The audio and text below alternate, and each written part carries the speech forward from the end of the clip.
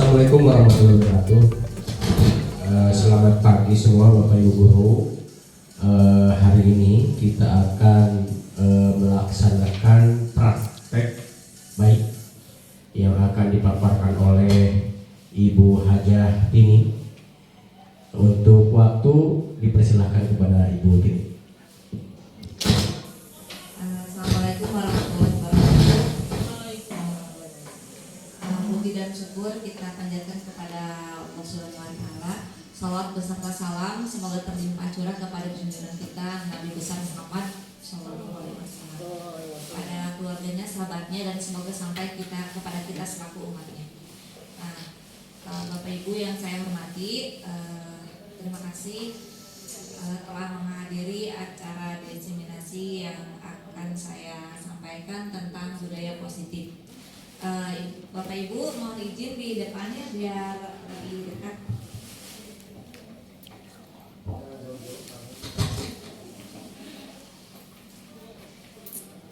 Baik Bapak Ibu, saya akan memaparkan tentang budaya positif ya yang akan saya paparkan. Budaya positif yang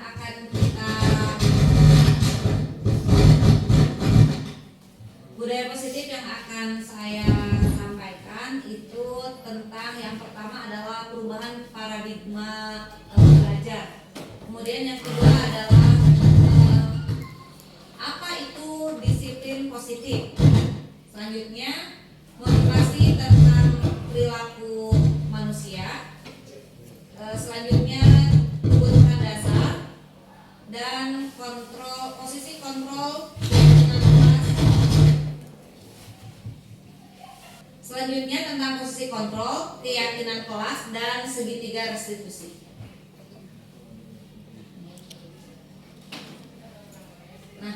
Perubahan paradigma belajar ya, kalau dahulu kita pada zaman penjajahan populer tentang reward dan punishment.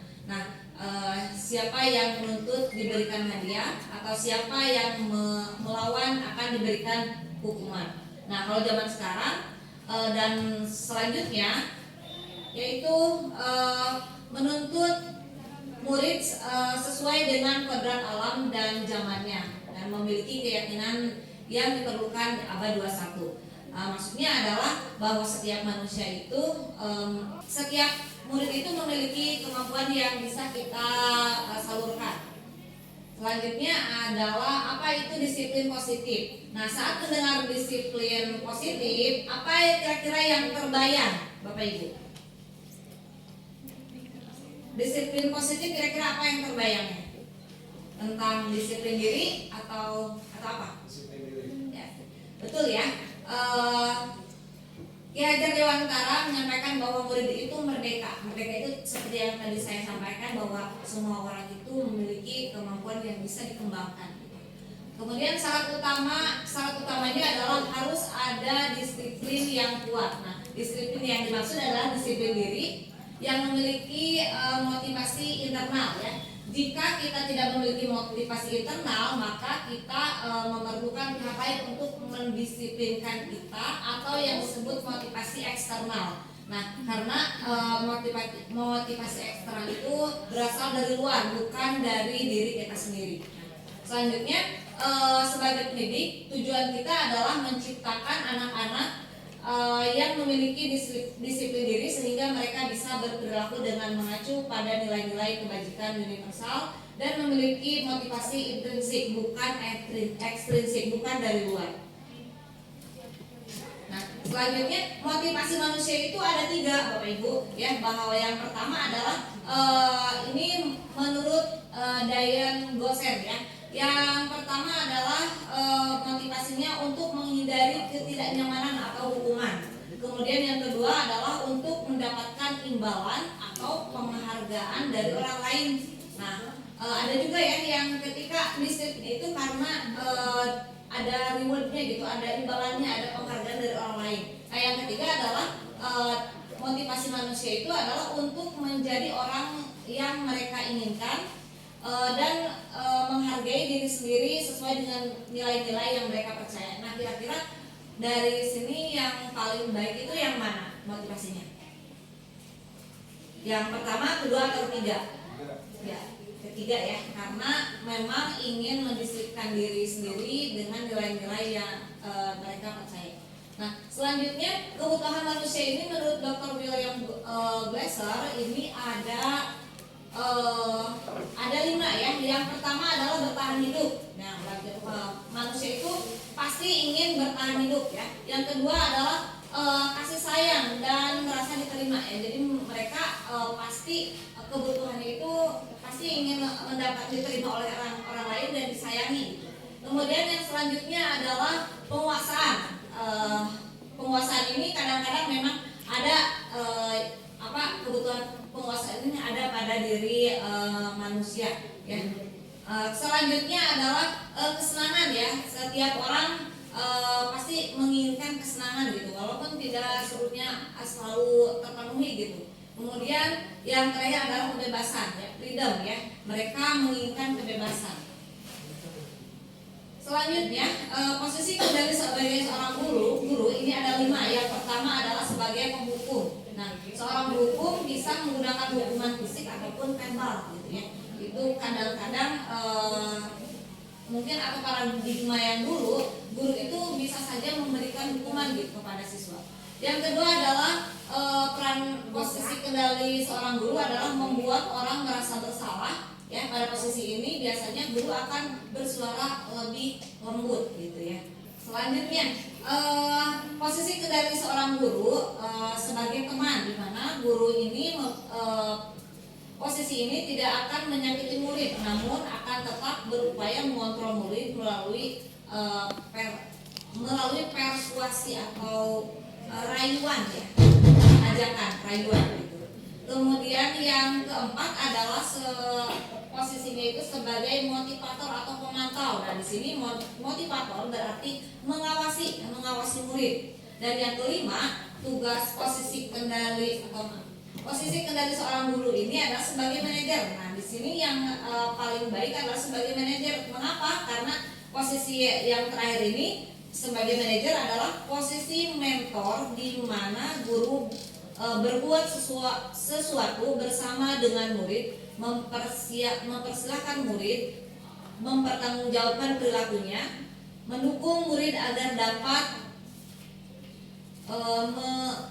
menemukan solusi atas permasalahannya sendiri. Nah, apakah Bapak Ibu sudah sampai pada posisi manajer? Belum. Ya. Mungkin dari sini dari praktik baik ini mungkin bisa diterapkan sedikit-sedikit ya kepada Bapak Ibu. Nah, yang terakhir adalah kita akan membahas segitiga restitusi, di mana upaya menuntut murid dengan menerapkan disiplin positif. Nah, dengan segitiga restitusi ya, kita bisa melakukan 3 hal ya Bapak Ibu. Yang pertama adalah menstabilkan identitas ya, dengan ciri khasnya ketika bertanya kepada murid itu seperti ini. Setiap orang pasti melakukan kesalahan ya. Jadi ketika anak berbuat salah, kita bisa mengatakan kepada siswa bahwa semua orang itu pernah melakukan kesalahan, agar dia stabil dulu gitu dari kesalahannya tersebut supaya tidak shock gitu, distabilkan dulu. Atau misalnya bisa mengatakan kamu bukan satu-satunya yang pernah melakukan ini gitu. Nah, itu menstabilkan identitas. Kemudian yang kedua adalah validasi tindakan yang salah. Bisa disampaikan dengan ucapan kamu tentu punya alasan mengapa melakukan ini. Jadi ditanya dulu, divalidasi dulu. Atau dengan cara seperti ini, adakah cara yang lebih efektif untuk mendapatkan apa yang kamu butuhkan? Nah, itu bisa dengan kalimat seperti itu. Dan yang terakhir adalah menanyakan keyakinan. Bisa disampaikan dengan kalimat seperti ini.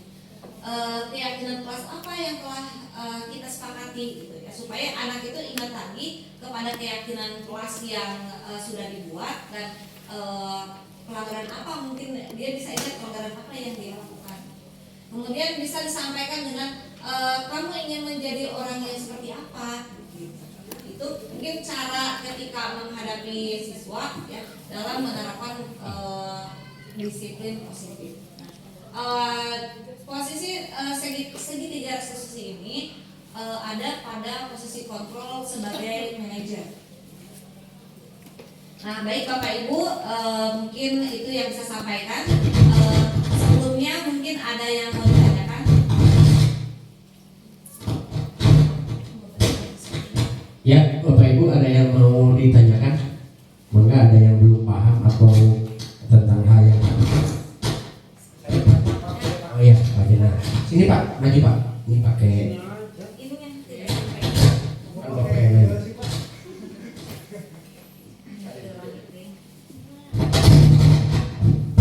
Assalamualaikum warahmatullahi wabarakatuh. Terima kasih. Tadi sudah jelas dalam istilah segitiga restitusi. Ini kita intinya harus mengubah paradigma baru tentang proses pembelajaran yang sebagian besar berhubungan dengan kasih sayang. Ini hubungannya dengan kasih sayang. Nah, dalam ilmu sosiologi, pendidikan itu melalui 3 lembaga. Yang pertama adalah keluarga, sekolah, dan masyarakat. Nah, bagaimana kalau pendidikan kasih sayang itu hanya ada di sekolah, sedangkan di keluarga tentunya banyak anak-anak itu sering dimarahi, ya, bahkan ditabok, dicubit, dan lain sebagainya. Itu di keluarga. Kemudian di masyarakat pun sama, ada istilah pembulian, dibully. Nah, yang ada kasih sayang hanya di sekolah. Kalau diambil kesimpulan secara demokratis, berarti antara 2 dan 1. Itu perkembangan anak harus bagaimana? Terima kasih, Bu. Maksudnya 2 dan 1 itu di keluarga ada didikan kekerasan, di masyarakat ada didikan kekerasan, kemudian di sekolah tidak ada. Itu antara 2 dan 1.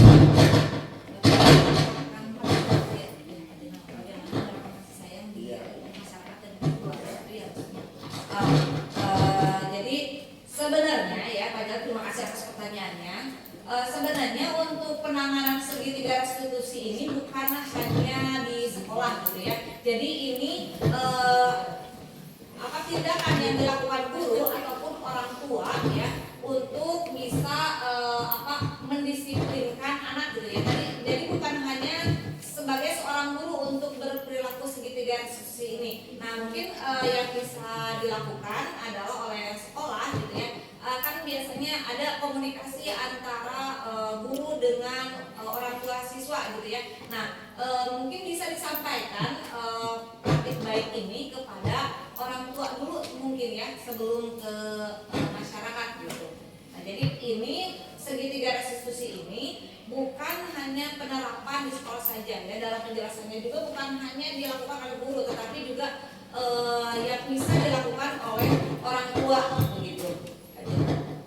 Ada mungkin dari nah kalau untuk di masyarakat ya biasanya ya seorang guru di mata masyarakat itu adalah orang yang paling tahu segalanya gitu ya. Nah, mungkin ketika bermasyarakat bisa juga menyampaikan sosialisasi tentang segitiga restitusi ini, misalnya ketika bergaul di masyarakat gitu. Nah, mungkin itu yang bisa saya sampaikan. Bagaimana apakah sudah puas?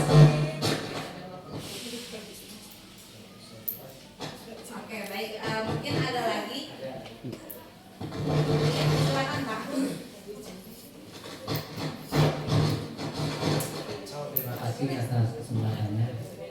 Yang ingin saya tanyakan, jadi untuk mengubah paradigma lama ke paradigma baru, tentunya ini harus beralasan. Apa kelemahan paradigma lama dan apa paradigma baru? Lalu paradigma baru yang akan kita terapkan apa mesti cocok di kita gitu ya, di sekolah kita atau bagaimana? Apakah itu teori yang baru itu sudah dibuktikan keberhasilannya atau belum? Itu yang saya tanyakan. Terima kasih. Baik Bapak, terima kasih untuk pertanyaannya. Paradigma lama ya tentang reward dan punishment, kenapa sekarang bergeser ke paradigma yang baru gitu ya? Menurut saya paradigma lama memang ada kelebihannya gitu ya. Tapi tadi kekurangannya mungkin ketika kita memberikan reward ya, kepada siswa, katakanlah di sini sebagai siswa gitu ya. Ketika kita memberikan reward kepada siswa, dia akan memiliki motivasi. Nah, ketika kita tidak memberikan reward, ditakutkan motivasi itu sudah tidak ada lagi.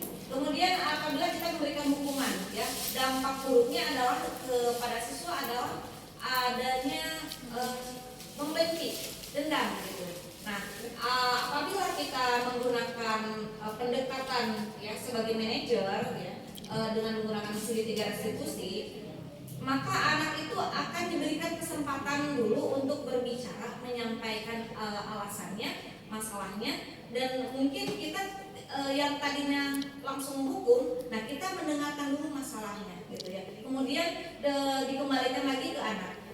Kira-kira bagaimana untuk kedepannya memperbaikinya. Jadi ada pendekatan terlebih dahulu gitu. Kalau sebagai manajer supaya antara guru dengan siswa jadi sama-sama enak, sama-sama mendengarkan dan didengarkan. Nah menurut saya seperti itu. Bagaimana Pak? Begini, jadi untuk pendapatnya ini ya, apakah yang reward dan punishment itu ketika menghukum apa gurunya tidak bertanya dulu kepada siswa? Kan belum tentu itu. Jadi guru yang memberikan punishment itu tentunya bertanya dulu, nggak sembarang menghukum dia tanya dulu, kenapa kamu kesiangan, alasannya bagaimana. Kalau diterima alasannya kan itu juga tidak, guru itu tidak akan menghukum seperti itu. Itu yang ini ya. Jadi apakah reward dan punishment itu tidak cocok lagi?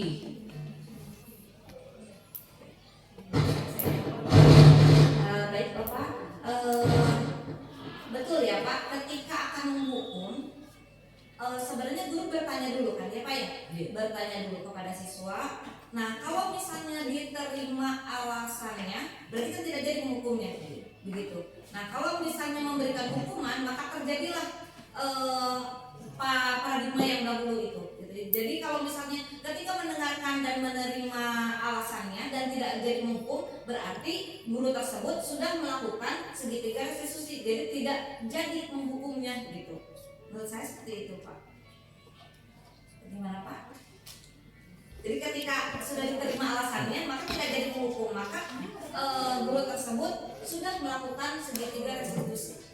Ya, kalau misalkan alasannya tidak ini kan dihukum tetap. Ya, tadi saya sampaikan kalau misalnya dihukum, berarti ada efek buruk yang akan dirasakan oleh siswa, baik itu membenci ataupun akan dendam. Itu yang maksudnya gini Pak, sedang dialihkan atau lebih diminimalisir mungkin begitu Pak. Jadi dalam praktek atau dalam disiplin positif ini saya menyampaikan bahwa marilah kita sedikit-sedikit memperbaiki paradigma lama menjadi paradigma baru, mungkin begitu aja kan dari saya. Kan setiap ini kan punya tujuan. Reward dan punishment itu mempunyai tujuan agar aturannya itu ditepati. Dia yang melanggar tentu saja harus punya rasa jerah, ya. Harus punya rasa jerah. Kalau tidak jerah, dia tidak akan memperbaiki diri, dia akan melanggar terus, begitu. Itu mungkin. Baik Bapak, terima kasih atas masukannya. Mungkin dari saya bahwa paradigma lama sekarang sudah mulai bergeser dengan paradigma yang baru, gitu ya, dengan adanya disiplin positif, budaya positif, gitu, agar pendidikan menjadi lebih baik lagi, mungkin itu harapan untuk kita bersama. Oke, terima kasih. Mungkin ada lagi atau cukup ya? Yang tadi juga belum ini. Jadi keuntungan yang restitusi ini apa tuh? Nah, jadi menurut saya segitiga restitusi ini kebaikannya adalah memanage siswa, mulai jadi ketika melakukan kesalahan siswa itu distabilkan dulu artinya mungkin dari kesalahannya itu di supaya anak itu tidak terlalu biar stabil. Itu misalnya gini, setiap orang pernah melakukan kesalahan ya, bukan berarti ngambil anak mungkin gitu ya, tapi kodratnya manusia itu adalah salah gitu ya, dan bagaimana kita akan memperbaiki kelakuan hal tersebut gitu. Dengan tadi yang kedua langkahnya dengan validasi tindakan yang salah. Jadi ditanya dulu, walaupun sesalah-salahnya anak melakukan kesalahan, tapi dia itu pasti tahu mana yang baik dan mana yang benar. Nah, jadi di sini divalidasi dulu kesalahannya, ditanya langsung ke anaknya, menurut kamu tindakan ini benar atau salah? Saya yakin Pak, anak juga ketika melakukan kesalahan dia tahu berbuat salah. Nah, kemudian yang ketiga, kita bagaimana caranya agar siswa tersebut tidak mengulangi lagi kesalahan tersebut. Itu menurut saya. Bagaimana Pak? Apakah sudah cukup puas jawaban saya? Maka ini sudah diterapkan begitu. Bagi saya sebagai seorang CGP, saya sedang belajar untuk mengetahui ilmu lebih banyak lagi tentang bagaimana caranya dengan siswa, dengan rekan, mungkin nanti kita sananya manajemen sekolah, mungkin itu yang sedang saya timba ilmunya. Terus tindakan apa yang kalau anak itu melakukan kesalahan, apa hanya dinasihati saja seperti itu atau bagaimana? Menurut saya mungkin untuk saat ini terus diberikan bimbingan, masukan, karena mungkin kalau hukuman mungkin kalau sekarang agak nggak boleh gitu ya, makanya lebih ke pendekatan, bimbingan gitu. Saya yakin untuk siswa SMA sudah memiliki sudah dewasa, lambat laun sekeras-kerasnya anak juga bisa lah untuk dinasihati dewasa, saya yakin. Misalkan begini, kalau tindakan sekolah misalkan ini anak melanggar terus memanggil orang tuanya suruh mencabut sila ini, apakah itu bukan merupakan tindakan hukuman? Menurut saya tindakan tersebut jadi menurut saya itu baik untuk kedua belah pihak sih Pak, mencabut siswa, karena kita juga tidak boleh kan untuk mengeluarkan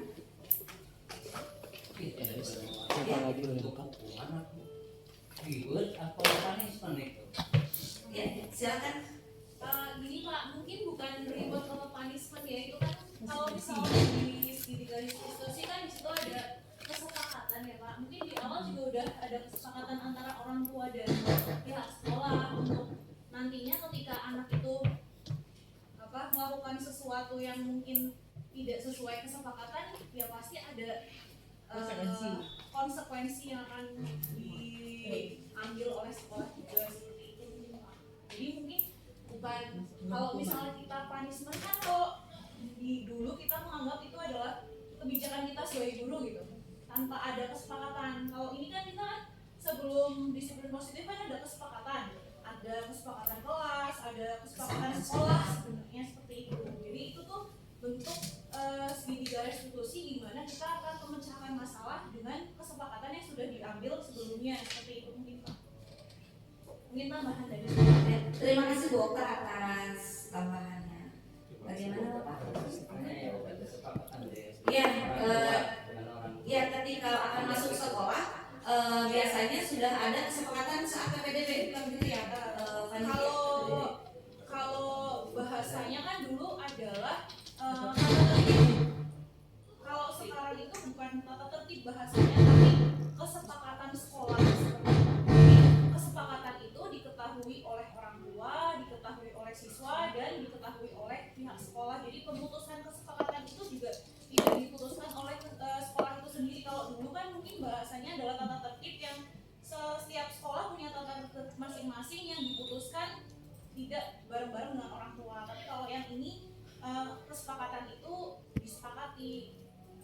bareng antara orang tua tahu, muridnya tahu, dan sekolah pun tahu. Seperti itu mungkin.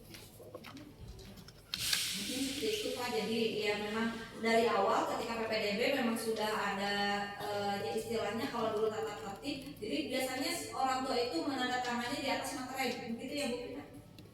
Ya, Bu. Seperti itu. Jadi manakala mungkin ketika sudah pasti sudah ada pembinaan beberapa kali, pemanggilan juga orang tua, berarti tidak mungkin orang tua disuruh mencabut siswanya, pasti itu sudah berjalan sesuai sesuai dengan aturannya gitu, sudah pemanggilan beberapa kali dan lain-lain gitu, sampai pada akhirnya harus kondisinya harus dicabut gitu sih.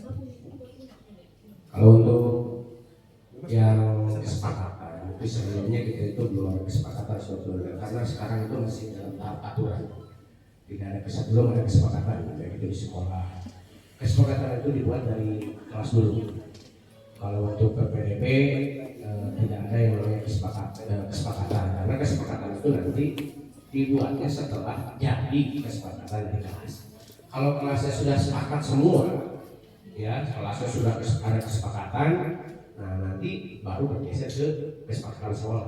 Sekarang di kita itu belum sebetulnya. Ini baru kita akan menginjak, mungkin nanti Bu ini wali kelas akan membuat kesepakatan kelas. Juga nanti Ibu Emas, ada siapa lagi nanti akan membuat kesepakatan kelas. Nah nanti setelah itu barulah ada kesepakatan sekolah. Kalau kita sekarang itu belum, ya belum. Di PPD juga kemarin belum, karena memang ini paradigma baru, ya merubah pola pikir kita sebagai guru agar kita itu tidak guru itu tidak banyak yang darah tinggi. Darah tingginya kenapa? Karena selalu marah terhadap anak kesiangan marah anaknya. Maksudnya begitu.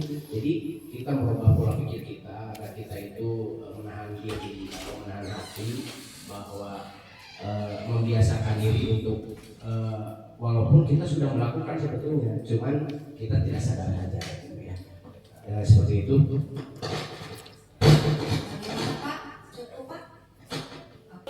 Baik, saya akhiri diseminasi kali ini. Terima kasih atas waktunya.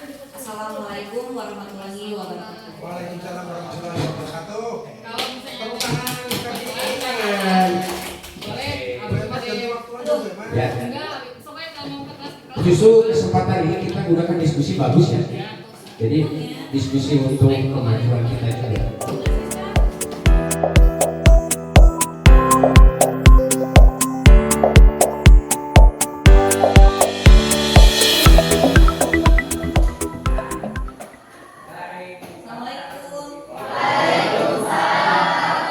Assalamualaikum. Baik, selamat pagi semuanya. Apa kabar kalian hari ini? Baik, sebelum kita mulai pembelajaran, kita berdoa terlebih dahulu. Silakan Rifki pimpin doa. Duduk siap gerak. Sebelum memulai aktivitas pada hari ini, marilah kita berdoa terlebih dahulu. Berdoa dimulai.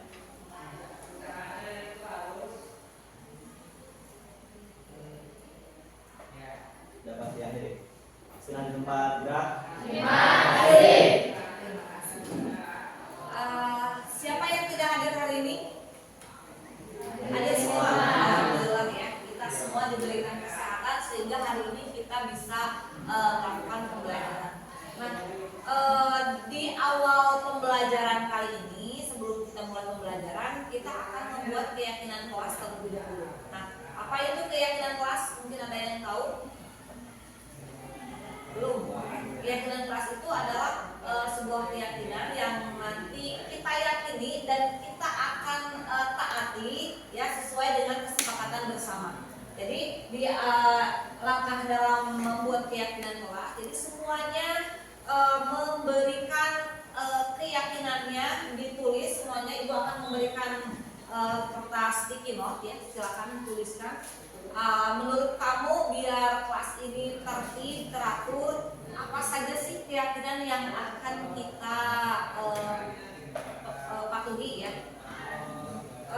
Silakan ya, ibu akan memberikan satu orang satu kertas. Jadi menurut kalian nih apa yang harus kelas ini lakukan biar kelasnya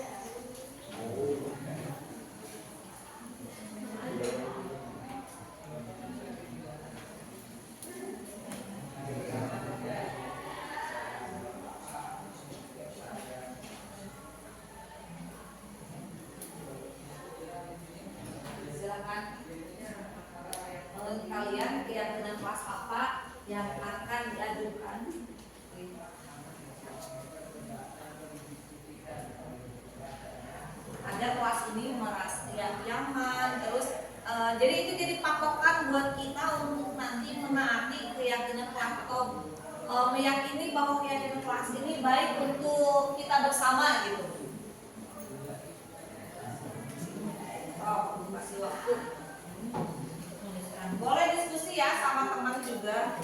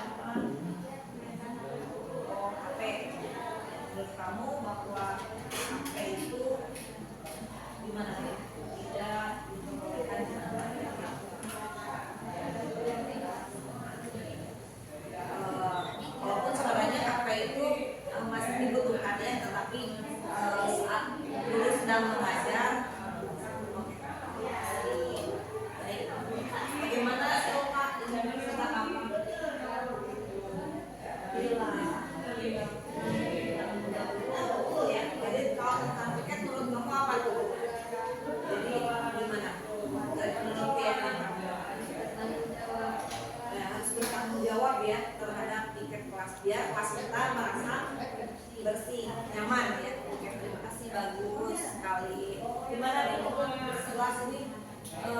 Desta apa destanya?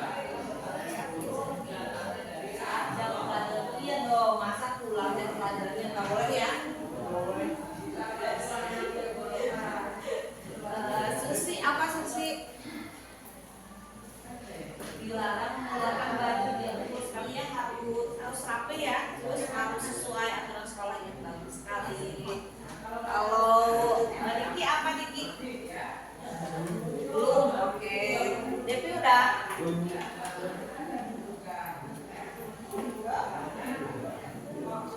Kalau ini wah bagus sekali ya, tidak makan saat guru mengajar ya, betul ya. Harusnya kalau makan minum itu waktu istirahat. Kalau Adit betul ya, tidak boleh berbicara saat guru menerangkan. Jadi harus fokus ya, Adit ya. Terus ini apa kalian? Nggak boleh ya, masa tidur, kalau tidur kan di rumah aja. Silakan. Isma apa?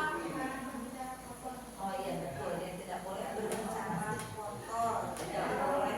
Jadi harus baik ya kalau berbicara yang mencerminkan seseorang ya, orang berbicara itu mencerminkan pribadinya.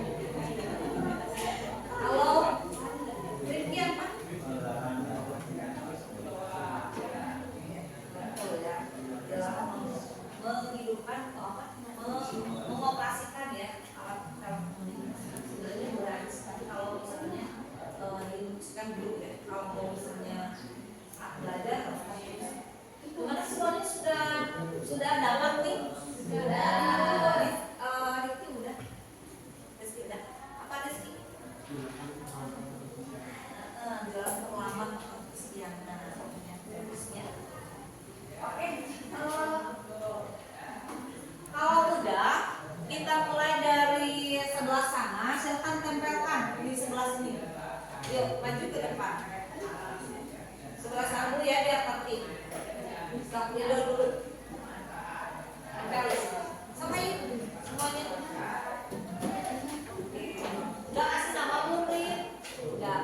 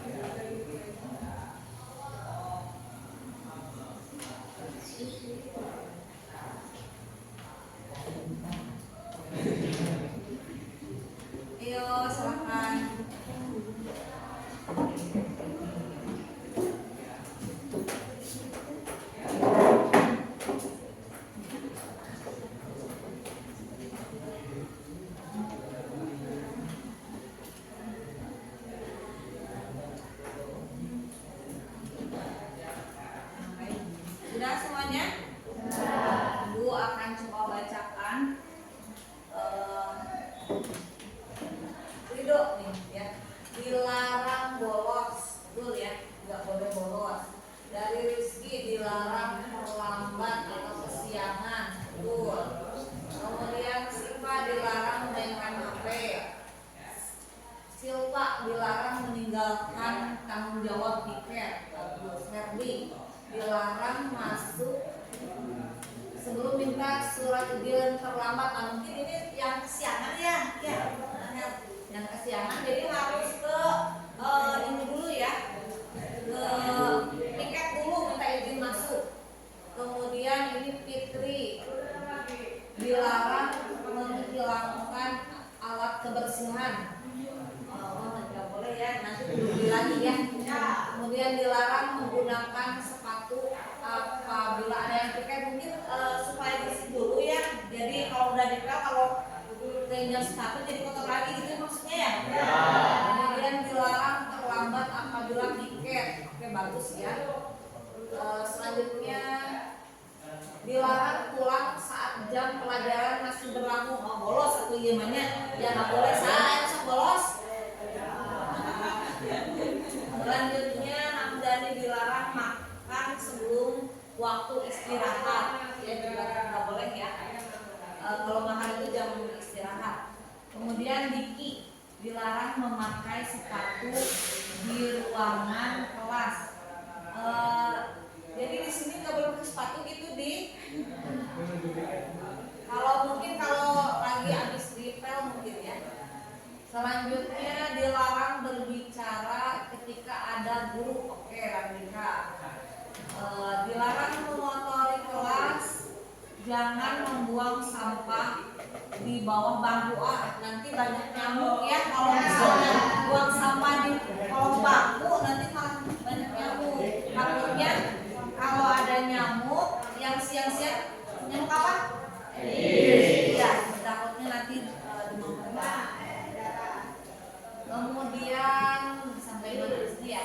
Bagi laki-laki, panjang rambut itu dilarang. Iya benar. Yang laki-laki nggak boleh rambutnya panjang ya. Nanda dilarang memakai handphone saat tidak diinstruksi oleh guru. Ya betul ya. Jadi kalau ada waktunya menggunakan handphone ketika mencari materi pembelajaran, ataupun mungkin kalau ada yang darurat boleh minta izin sama guru untuk mengangkat telepon, untuk bisa ya. Kemudian Isma dilarang berbicara kotor, ya betul, nggak boleh ya berbicara kotor. Kemudian Sisi dilarang mengeluarkan baju, ya, biasanya laki-laki deh, baju ya, nggak boleh ya. Nah, harus dimasukin dia rapi ya. Kemudian Anja dilarang bermain game online. Wah, ayah bisa main game online ya? Main game online saat KBM ya. Selanjutnya Novia nih dilarang memakai pakaian ketat. Oh ya, bagi siswi perempuan. Boleh juga ya? Harus yang standar aja. Nggak tahu ya itu ketatnya atau memang udah kekecilan atau memang sengaja ya. Kemudian Rifki dilarang mengoperasikan alat komunikasi apapun selama KBM berlangsung gitu ya. Jadi di off-kan dulu aja ya, biar fokus belajar. Kemudian ini Naila dilarang memakai sepatu model lain kecuali model Warrior ya. Yang Warrior itu yang standar nih, harganya juga standar lah ya, jadi tidak berlomba-lomba dalam memakai baju yang mahal. Jadi kalau Warrior itu nanti seragam semuanya gitu, terjangkau. Kemudian mana ya sampai ini ada Alia dilarang tidur di kelas bila ada guru yang sedang memberikan pelajaran. Wah, tidur ya nggak boleh ya. Terus dari ini dilarang mencontek ketika ulangan. Jangan lah ya. Enggak jujur ya. Adit tidak boleh berbicara saat guru menerangkan pembelajaran. Ya, itu juga nggak boleh. Kemudian Kemudian Widya tidak makan minum saat guru sedang mengajar. Nah ini keyakinan kelas yang sudah kamu tuliskan sesuai dengan keyakinanmu. Sekarang ibu akan ini kan macam-macam ya keyakinan kelas yang kamu buat. Ibu akan kelompokkan berdasarkan yang sama-samanya gitu ya. Yang misalnya tadi tentang komunikasi ibu akan kelompokkan. Kemudian tadi tentang apa lagi? Piket ya. Kemudian tentang pakaian. Kemudian tentang apa lagi? Ya, tentang yang terlambat. Kemudian apa lagi? Tadi tentang bagaimana berbicara ya. Tadi nggak boleh berbicara kotor, tidak boleh mengobrol saat guru mengajar. Ibu akan kelompokkan. Oke, ini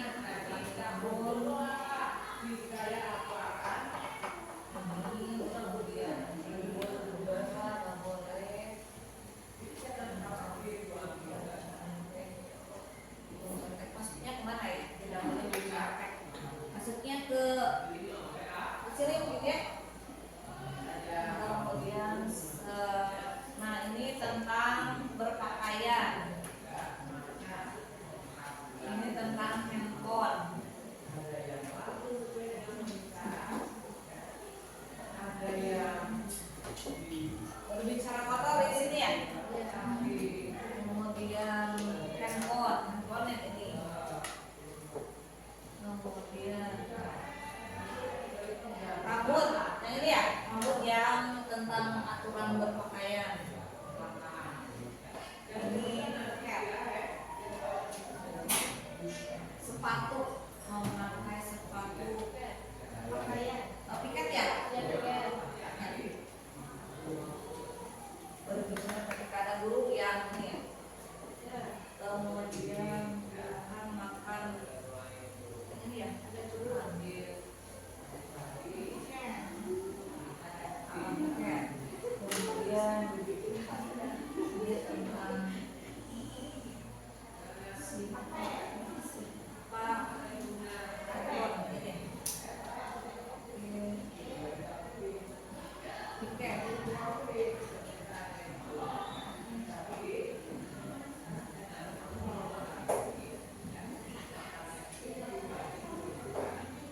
dilarang masuk sebelum jalan terlambat bolos. Nah ini ternyata setelah diklasifikasikan ada 1, 2, 3, 4, 5 ada 5 yang 5 keyakinan yang mirip-mirip yang sejenis gitu ya. Nah selanjutnya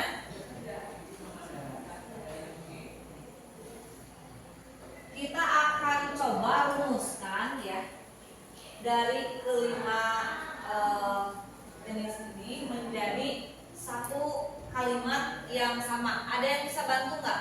Coba Rifki sama si Pak ke depan. Susi juga bantu sini. Nah kira-kira dari, nah kamu mau yang mana? Ambil sok. Nah ini si Pak yang mana? Ya. Sok. Mau pilih yang mana? Oke berarti si Pak yang tadi, si Pak ini belum ya? Oke. Coba misalnya di sini kan kalimat-kalimatnya masih kalimat negatif ya. Coba kita rumuskan menjadi kalimat positif. Satu orang lagi mungkin bisa bantu. Siapa? Sebelah sini. Isma sini. Yang ini aja nih. Isma yang ini nih Isma. Terus Isma dia belum hadir. Silakan rumuskan menjadi kalimat yang positif. So, ayo. Nanti kalau nggak bisa tanya juga ke ibu atau ke teman-teman lain juga. Kira-kira kalau dirumuskan menjadi kalimat positif itu apa? Ini saling menghormati. Kalau nanti apa? Coba ini.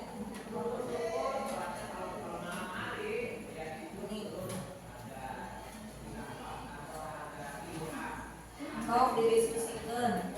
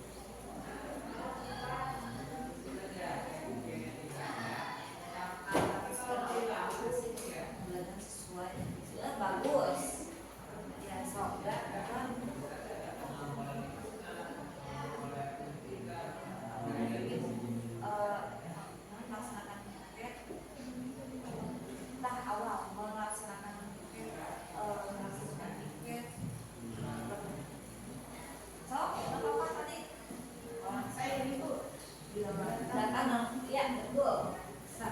Oh. Mungkin tiket kelas dilakukan lebih awal. Nah, sok tulis. Isma apa Isma? Bukan apa? Sisi nama apa? Kayak? Oh, kayak apa? Tadi melaksanakan apa ya? Melaksanakan kayak. Tentang apa? Sisi kayak. Berkayang.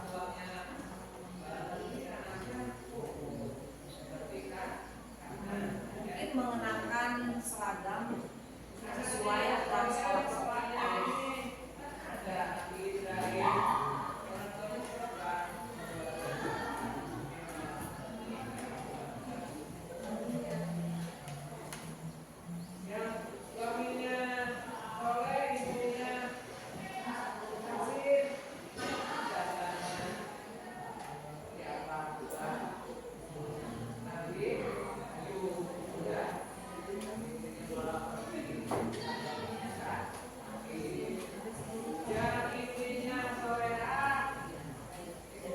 Dan satu lagi mau sama ibu atau sama kalian?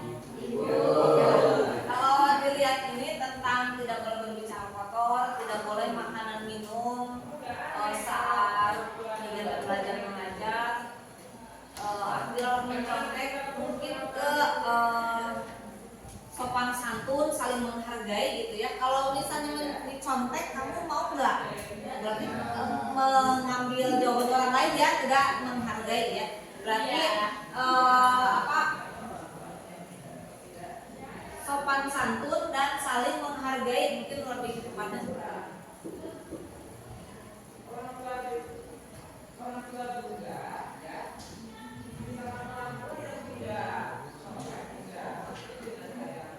Nah, setelah kita mendapatkan kalimat yang lebih baik, kan kalau tadi kamu menulis dengan kata dilarang, lebih ke kitanya itu lebih serasa apa? Coba kalau dengan kata dilarang, lebih seperti apa ya, mengekang atau gimana ya? Tetapi kalau kita perhatikan dengan kalimat yang jauh lebih nyaman untuk dibaca, misalnya mengoperasikan alat komunikasi ketika pembelajaran sesuai instruksi guru. Kalau kita sama dengankan, itu kan sama seperti dilarang menggunakan handphone, kan ya? Tetapi dengan kalimat seperti ini, kalimat positif, ke kitanya itu jauh lebih merasa dihargai, lebih merasa gimana?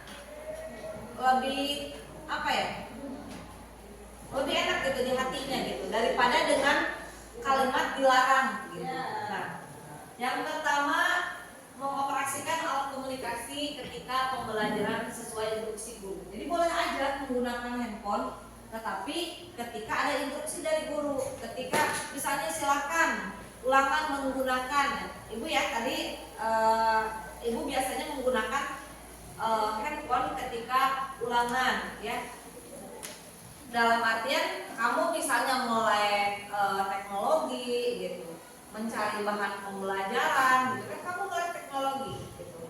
Dengan adanya teknologi seperti AI ya, menggunakan salah satu media, kamu membaca soal langsung di handphone, kemudian menjawab langsung di handphone. Ibunya juga kan sudah langsung otomatis tercek ya jawaban benar dan salah. Itu manfaat alat komunikasi itu sangat banyak ya. Namun kita harus pandai menggunakannya dan memilih waktu yang mana ketika menggunakan handphone tersebut. Yang kedua adalah datang dan pulang sekolah tepat waktu. Nah, berarti tidak boleh, kan kalau dalam artian tadi tidak boleh bolos, tidak boleh terlambat gitu. Lebih nyaman kalau keyakinan kelasnya adalah datang dan pulang sekolah tepat waktu. Berarti kalau pulangnya sebelum jam KBM itu nggak boleh, itu kan artinya kan seperti itu ya. Nah, yang ketiga itu apa? Melaksanakan piket lebih awal. Kenapa? Karena kenapa harus lebih awal? Karena kalau terlambat kan nanti akan ada pembelajaran, dia tidak terganggu.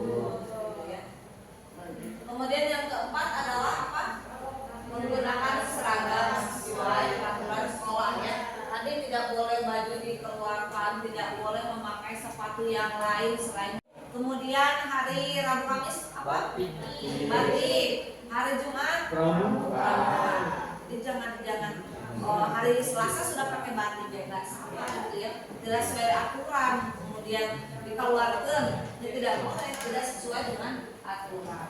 Kemudian yang kelima adalah sopan santun dan saling menghargai gitu ya. Ketika misalnya guru sedang berbicara di sini, kalian mendengarkan. Ketika ada teman kalian yang mengajukan pendapat atau bertanya atau mengajukan pendapat, kalian harus menghargai. Kemudian tadi ketika ulangan nggak boleh nyontek, betul ya, tidak menghargai pekerjaan orang lain gitu. Nah, betul ya.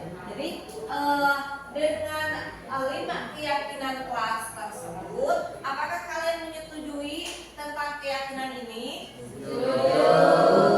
Apakah dengan keyakinan ini kalian akan lebih kondusif? Lebih kondusif ya, lebih apa ya? Lebih disiplin. Nah, kita lihat nih, ya kalau di sini apa sih makna dari keyakinan kelas ini? Misalnya nih, yang kedua misalnya, ini tersiratnya adalah tentang kedisiplinan. Kemudian mana lagi yang ini tentang saling menghargai, saling menghormati, atau apa dalam ini ya? Saling menghormati,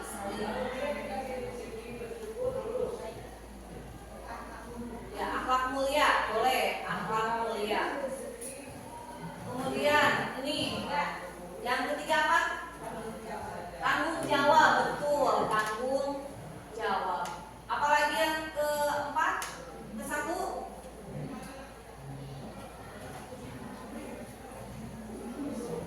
Menggunakan seragam sekolah, disiplin ya? Disiplin. Kemudian coba yang ini yang pertama, apa nih?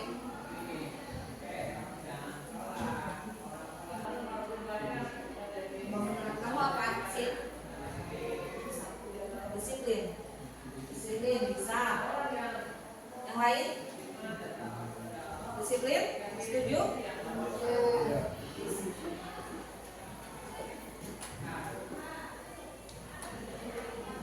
Jadi di sini budaya positif yang ada dalam keyakinan kelas yang telah kamu buat, pertama disiplin, ya.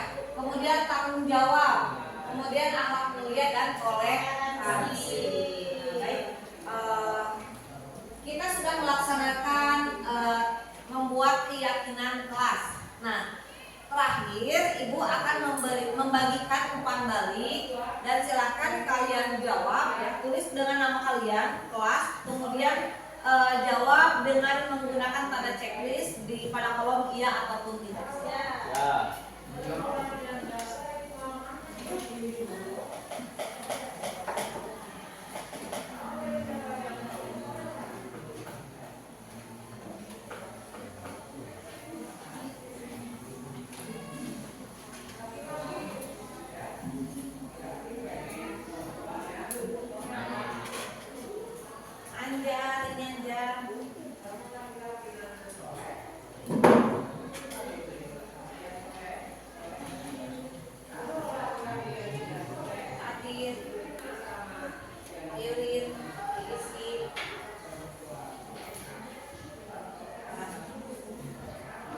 Baliknya itu pertanyaannya adalah yang pertama, udah diisi nama, udah nama kelas. Nah, yang pertama itu pertanyaannya adalah ketika membuat keyakinan kelas, apakah guru Anda melibatkan saat mendiskusikan keyakinan kelas? Silakan dijawab iya dan tidak. Yang kedua pertanyaannya adalah ketika membuat keyakinan kelas, apakah guru Anda menjelaskan fungsi dan kegunaan keyakinan kelas sehingga Anda memahaminya? Yang ketiga adalah ketika membuat keyakinan kelas, apakah guru Anda mendiskusikan dengan Anda tentang keyakinan kelas? Silakan tulis namanya di bawah juga ya, kemudian di tanda tangan. Tanda tangannya bukan ya, di tanda tangan, pakai nama di bawahnya. So, kalau udah bisa dikumpulkan bukan di satu orang.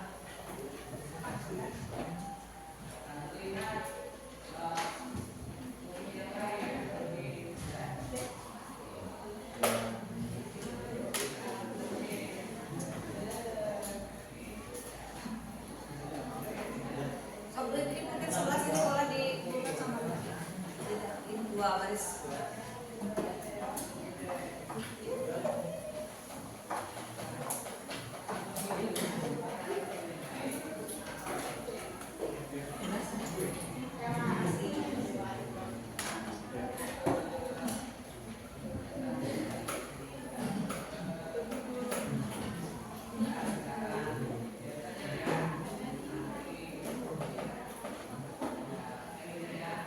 Bagaimana menurut kalian tentang pembuatan keyakinan kelas hari ini? Ya, bisa ini ya, bisa digunakan oleh kelas ini agar kelas ini bisa lebih terarah, lebih teratur gitu sesuai dengan keyakinan kelas. Ya, baik, terima kasih atas umpan baliknya. Terima kasih untuk hari ini telah membuat kesepakatan kelas dan semoga keyakinan kelas ini bisa dimanfaatkan sebaik-baiknya oleh kalian. Di akhir kata, terima kasih. Assalamualaikum warahmatullahi wabarakatuh. Assalamualaikum warahmatullahi wabarakatuh. Perkenalkan, nama saya Siva Zahra dari kelas 12 IPS 3, salah satu murid dari Ibu Tini Sri Wahyuni. Dalam pembelajaran Ibu Tini, kita telah membuat keyakinan yang harus disepakati oleh setiap warga kelas. Di antaranya yaitu 1. Datang ke sekolah tepat waktu. 2. Menjaga kebersihan kelas. 3. Menggunakan HP sesuai dengan instruksi dari guru. Dan yang terakhir adalah menggunakan bahasa yang sopan dan santun. Keyakinan itu kita sepakati untuk membuat suasana kelas menjadi lebih kondusif, disiplin, dan juga bertanggung jawab. Sekian dan wassalamualaikum warahmatullahi wabarakatuh. Assalamualaikum warahmatullahi wabarakatuh. Perkenalkan, saya Rifki Ardiansyah, yang mana merupakan salah satu murid dari Ibu Tini Sri Wahyuni. Baru saja kita di kelas telah membuat keyakinan kelas yang mana telah disepakati oleh seluruh siswa. Dalam kesempatan ini, seluruh siswa mengutarakan setiap pendapatnya untuk kita sepakati bersama. Di antaranya ada berangkat sekolah tepat waktu, kemudian mengenakan pakaian sesuai jadwal, kemudian tidak melepas alas kaki ketika di dalam kelas, kemudian menghargai siapapun yang sedang berbicara di dalam kelas, dan masih banyak lagi. Peraturan-peraturan itu telah kita sepakati bersama dan dibuat untuk kita laksanakan agar membuat suasana kelas yang lebih nyaman, kondusif, dan juga disiplin tentunya.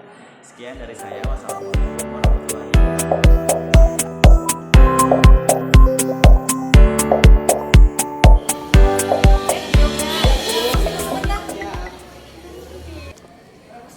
Yoga tahu nggak kenapa ibu panggil ke sini? Iya Bu, tadi waktu ulangan harian saya marah-marah karena hasil ulangan saya disontek oleh teman sebangku, sehingga saya puaskan mengulang aja dan juga mengganggu ke ributan di kelas. Coba ceritakan kronologinya gimana? Iya Bu, jadi sewaktu saya mengerjakan ulangan harian, tadi teman sebangku saya mencontek secara begitu saja tanpa meminta izin. Dan juga saya merasa kesal dulu sampai saya beberapa aja dan juga menciptakan keributan di kelas. Oh gitu. Jadi yoga, semua siswa itu pernah melakukan kesalahan, tapi ibu menghargai kamu sudah jujur sama ibu. Kalau boleh tahu, kenapa bisa semarah itu?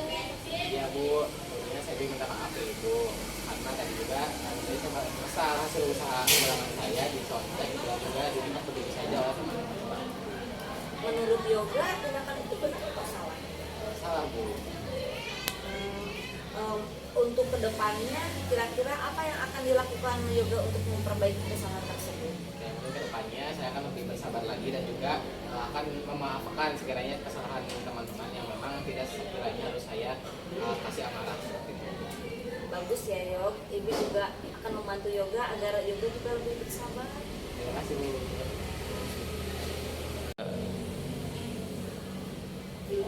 Rifki, Ya Bu. sini sebentar. Rifki tahu nggak kenapa Rifki dipanggil ke sini? Iya Bu, tahu karena saya sering lama datang ke sekolah. Kenapa Rifki bisa datang terlambat? Karena saya kalau di rumah sering main game sampai larut malam Bu. Oh baik ya. Setiap orang pasti pernah melakukan kesalahan. Ibu mau tanya, kira-kira apa sih manfaat main game sampai larut malam? Tidak ada sih Bu. Kenapa Rifki bisa bergadang sampai larut malam? Karena setiap pulang mengaji saya sering merasa jenuh dan bosan Bu. Jadi saya untuk menghilangkan rasa jenuh itu bermain game sampai larut malam. Lalu menurut Rifki, main game sampai larut malam itu tindakan yang benar atau salah? Salah Bu. Sekarang Rifki sudah sadar belum bahwa dan akan tetap main game sampai larut malam tidak? Sudah sadar Bu dan saya tidak akan mengulanginya lagi. Nah, untuk kedepannya apa yang akan Rifki lakukan untuk memperbaiki kesalahan tersebut? Ya, untuk memperbaiki kesalahan tersebut mungkin saya tidak akan main game dan begadang lagi sampai larut malam. Jadi untuk besok paginya bisa bangun lebih pagi lagi Bu. Ya baik ya. Rifki betul ya apa yang akan Rifki lakukan dan sudah menyadarinya. Jadi untuk kedepannya semoga pelajaran ini dijadikan pelajaran untuk Rifki ya supaya tidak mengulanginya lagi. Iya Bu. Baik, terima kasih. Saya di sini sebagai salah satu siswa yang murid dari Ibu Tini mengucapkan terima kasih banyak atas kemarin amanat yang telah diberikan oleh Ibu Tini Sri Wahyuni. Tentunya ke diri saya impactnya juga positif, di mana saya pribadi bisa mengelola emosi, manage diri dan juga sikap emosional bukan hanya di kelas tapi di lingkungan sehari-hari dan juga di kehidupan sehari-hari. Terima kasih kepada Ibu Tini yang telah memberikan amanat dan juga ilmu yang sangat bermanfaat bagi saya pribadi.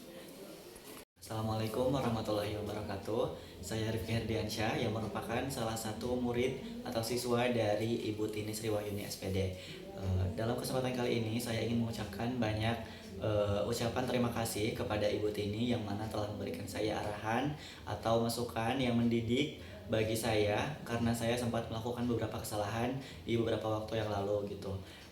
Setelah kesalahan tersebut, saya sudah mendapatkan beberapa pencerahan ke depannya untuk bisa memanage waktu saya dengan baik, untuk bisa menghargai waktu dengan baik dan juga mematuhi peraturan yang ada. Sekali lagi saya mengucapkan terima kasih kepada Ibu Tini atas didikannya. Assalamualaikum warahmatullahi wabarakatuh.